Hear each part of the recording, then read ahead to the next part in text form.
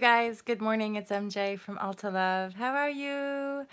Today I am sitting with Chinese New Year as like the next phase of the rebirth cycle. And the energies right now feel to me like actually pretty intense because there's a lot of profound guided insight, which is like super divine and exciting, and it's sort of vibrating this energy of release and simultaneously movement forward in like this sort of dreamscape of better than you could have ever imagined yourself. And then on the physical, there's more of a pressurized, and I've had this before. I had it last March. So there's definitely like a cycle with these sort of energies of like squeezing us out, squeezing out the, you guys know I call it densities in the Fearless Life Guide, which are just dense feelings, old feelings resurfaces, and sometimes what we want to embed or really kind of remind ourselves is the diligence and or the discipline of our thinking and being quite, you know, as best we can be. And then that's making me think, and to remind ourselves, because there's been some intense shifts, just to remind ourselves to be really kind to ourselves.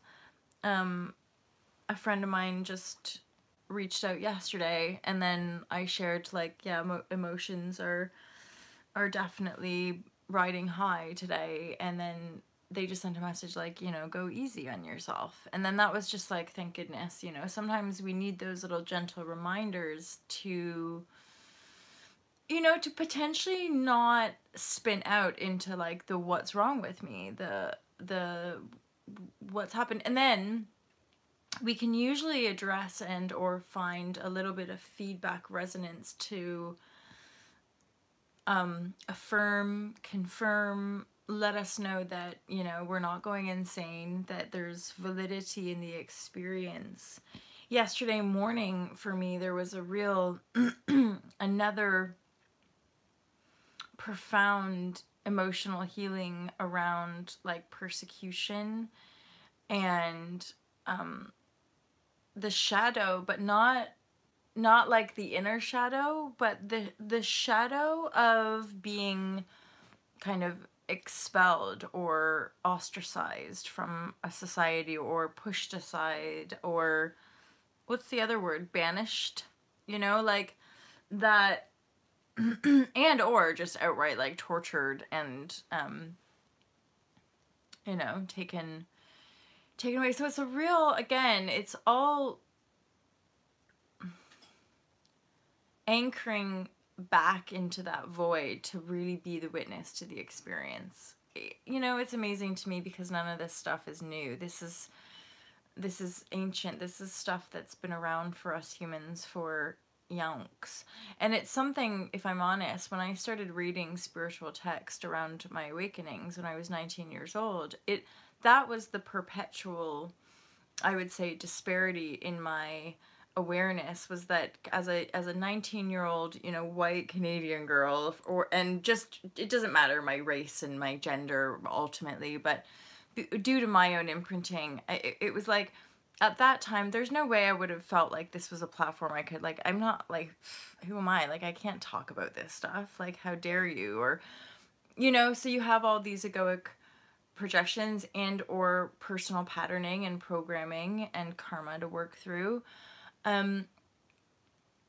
You know, and reading and then, you know, life just carried on, and I think maybe I thought I'd end up getting a job, or eventually I'd end up getting married, or eventually like things would happen, and they haven't happened, and here I am all these years later just talking about the same stuff that had been going on in my mind and heart since I was, you know, an adolescent.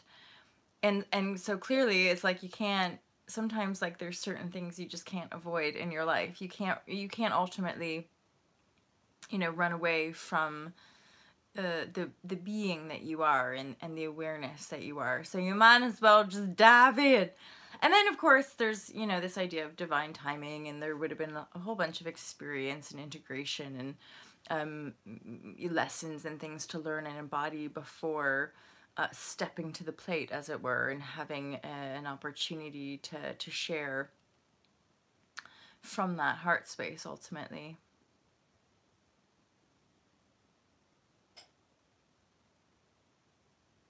So yeah, we're just in this sort of pressurized phase, and you know, it will kind of come and go. And then I think that what I'm sensing, and it is like there's almost a bit of a like, oh thank goodness, is that there will begin to be changes, right? And the changes are our personal lives, making changes with our mindset, our personal point of attraction, our heart, whatever it be. And then, you know, on the socio-political and economic levels, there's going to be great changes there. Bearing in mind, again, that all of those are just extended reflections of stuff that we're all facing and dealing with in our personal lives. You know, that's all gonna be extended outward.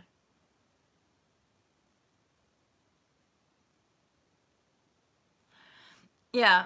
So, and this is the thing with all the spiritual awareness, is like, it's just been the life. It's been like my whole life. I've always wondered, wait a minute, if these spiritual practices are so profound, if they're much more aligned with like a proper perspective or a correct perspective, why isn't everybody wanting to practice these spiritual tendencies? Why isn't everyone wanting to live from the heart if it's going to create more harmony in our systems and structures?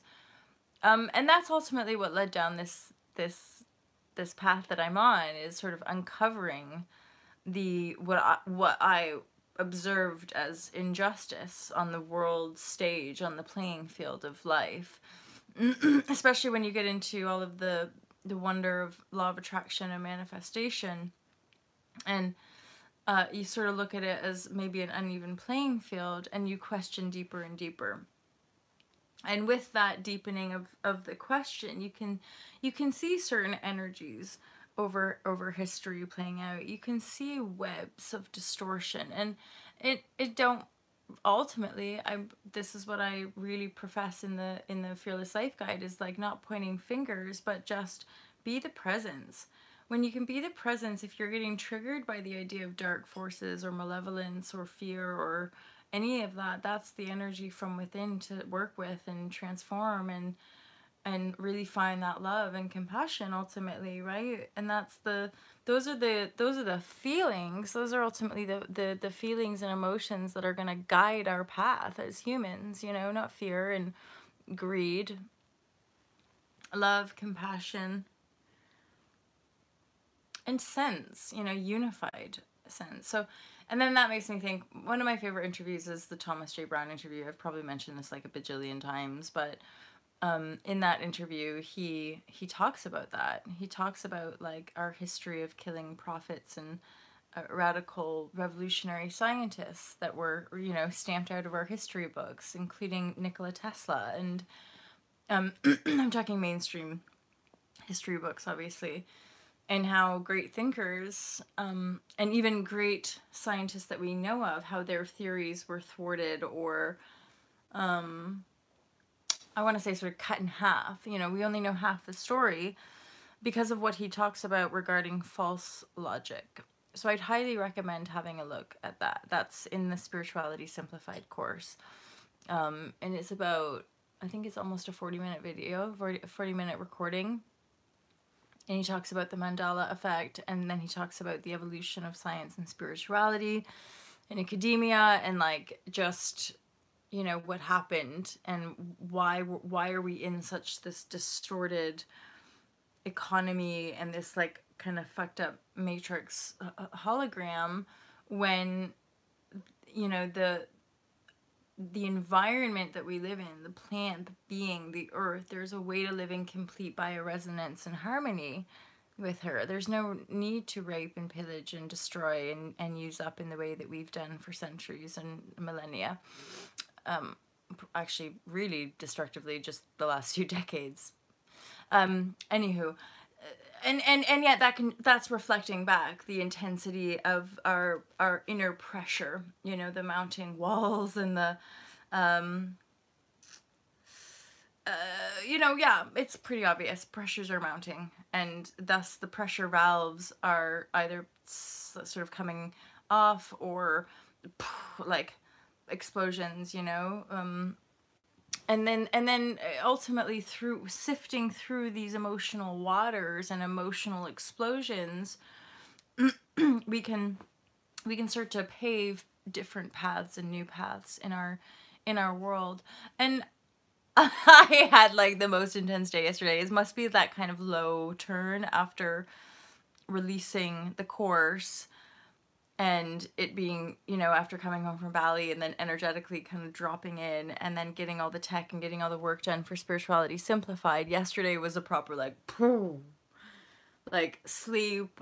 I did leave this bed. I'm not sure if I left my apartment. I had loads of emotional release and like profound emotional healing, to the point of thinking to myself, yeah, this is, didn't see this one coming, because you often don't. And then, poof, as it was coming out, I was thinking, yeah, well, this is it. You know, this definitely had to shift to do this and do this next. So enjoy a beautiful Sunday, everybody. Actually, I feel quite awake and I have no idea what time it is, but I'm pretty sure it's kind of early. And I have done this unlisted just to kind of stay on track. And so the point of this was that yesterday was like a pretty like tough day. And then this morning I've woken up with a little bit more vigor and energy and a desire to share, which is always good, because I have such a passion for this, right? So I'm like, if a day goes by and I'm not sharing, I'm like, whew, you all right? Check it in. Vital signs are here. Yeah, so I had that downturn, and then today, even though there's like still a lot of unknown, I'm really anchoring in and grounding into this like profound, probably deeper than ever profound sense of like of trust and faith. And then on a really light note, you guys know I'm not really an astrologer. I'm not really. No. I'm not an astrologer at all. But I do know that it's, I think today, maybe yesterday, maybe tomorrow, it's the year of the pig, which is like the Chinese New Year. So like East and West, we have slightly different cultural holidays and whatnot.